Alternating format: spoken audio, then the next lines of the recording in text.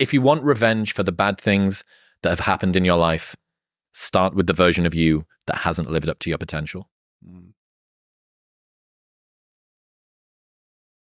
So I think a lot of us have the battle of the other self that we're the lesser version of ourself that we're trying to kill every single day. And so a lot of times we have this desire to point the blame finger externally, but wherever you point the finger of blame, power follows. And so whoever I blame for the life I have is the person who I give all the power over my existence, over my circumstances. And so it hurts, but if you turn the finger inwards and you start saying, I don't like my life. The person that I need to punish or get back at is the real person who got me here, which is me. And so you may be right that other people did certain things or you got dealt a bad hand.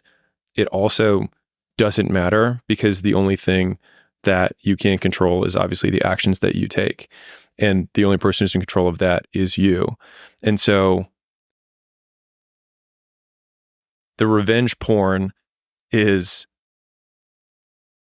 thinking about what the version of you who got you here did, and then acting in the exact opposite of that as many times as you possibly can. And the pain that you feel by rejecting the thing that you used to do that got you into this bad circumstance, that's the real revenge. It's kind of like the stoic fork, the dichotomy of control, but it's just taking all of that and just lumping it all on you. Yeah, it's you know, I mean, this is kind of the pushback against victimhood culture, that externalizing the locus of control, it is the fault of the politics or the economy, or it's the state of the dollar, or it's the patriarchy, or it's whatever. And he goes, hey, look, you will get 100x, 1000x your returns, placing your efforts to try and change those things on you as opposed to on the world. I think basically the best way to move through the world is to see your entire surroundings as immutable and you as mutable. You're the only mutable thing in the entire world. You're the only thing that can change. Everybody else, people, opinions, places, economy, politicians, policies, all of that, none of that's going to change. You can change. That's it. And then maybe some of the other stuff does, and that would be great. It's a really interesting concept. So do we accept the world and change ourselves?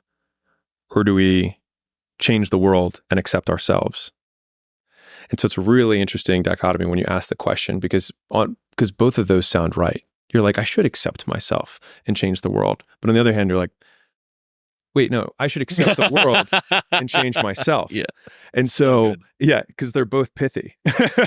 Yep. Pithy aphorism porn. Right. And so I think all of it comes down to, when you change yourself, you will change the world because you'll change how you see it. I think as well, when it comes to accepting yourself, do you want to accept you? Do you want to accept a version of you that you shouldn't accept? One that you're not proud of, one that doesn't live up to their word, one whose thoughts, actions, and intentions aren't aligned fully. You go, well, I mean, I can, but I don't particularly feel good about that. That feels like the higher version of me, the potential version of me that I want to live up to is, I'm sort of derogating them, that this isn't really the tribute to them that it should be. And yeah, that's why the self-acceptance movement, that's why people feel icky about it. People feel icky about the self-acceptance movement because they know that people are accepting a version of themselves which is falling short from what it could be. I would say that they're not accepting themselves in saying that they accept themselves. So if I say, is there a version of yourself that's better than you are right now? And most people hopefully would say yes. It's like, great, accept that person. And I think that, to me, when we talk about the authenticity, accepting yourself is accepting the ideal that we can live up to. And that is what we accept, not the shitty version of that we are today. And I think that marries both sides of the argument. If you're a beginner, just figuring out how to make your first dollar, I'm a co-owner of Skool.com, Skool.com.